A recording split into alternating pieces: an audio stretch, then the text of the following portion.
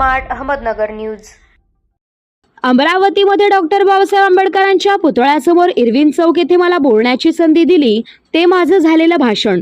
Doctor Babasaheb आंबेडकरांचे नातू सरसेनानी आनंदराजजी आंबेडकर साहेब यांनी अमरावती लोकसभा मतदारसंघातून निवडणूक लढवण्याची घोषणा केली। वंचित बहुजन आघाडी व MIM आणि भीम आर्मी इतर राजकीय व सामाजिक संघटनांचा आनंदराज साहेबांना पाठिंबा जाहीर झालेला आहे।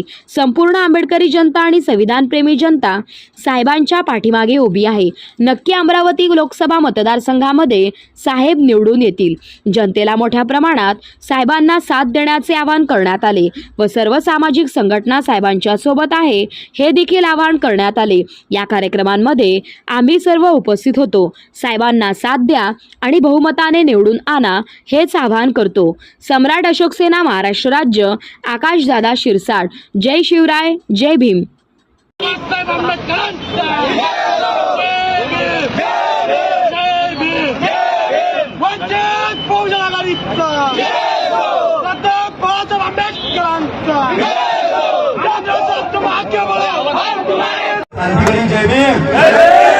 आज अमरावती जिल्ह्यासाठी अतिशय आनंदाची गोष्ट आहे की सरसेनानी आनंदराज आंबेडकर साहेब आज या जिल्ह्यातून उमेदवारी आज घोषित केली। त्याबद्दल आम्ही अकोला जिल्ह्याच्या वतीनं साहेबांचं हार्दिक अभिनंदन करतो आणि सर्वांना सर्व बहुजनांना आम्ही आवाहन करतो की या जिल्ह्यातून तुम्हाला अकोला पॅटर्न तयार करायचा आहे।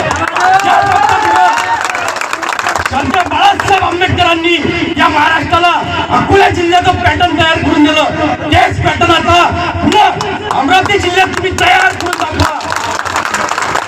बाबासाहेबांनी या मतदारसंघात भाऊसाहेब पंजाबराव देशमुखना 1936 साली स्वतंत्र मजदूर पक्षाचं तिकीट दिलं आणि या मतदारसंघातून त्यांची मिसेस बाबासाहेबांच्या तिकिटावर उभी होती। स्वतंत्र मजदूर पक्षाच्या तिकिटावर बाबासाहेबांनी उमेदवार उभा केला। त्यानंतर डॉक्टर बाबासाहेब आंबेडकरांचे नातू श्रद्धेय आनंदराज आंबेडकर साहेब या मतदारसंघातून उभे।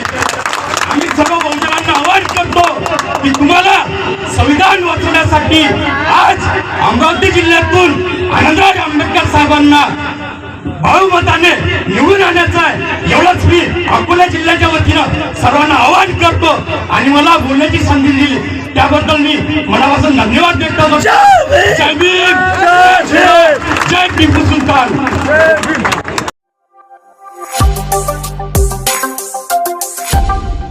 Smart Ahmednagar news.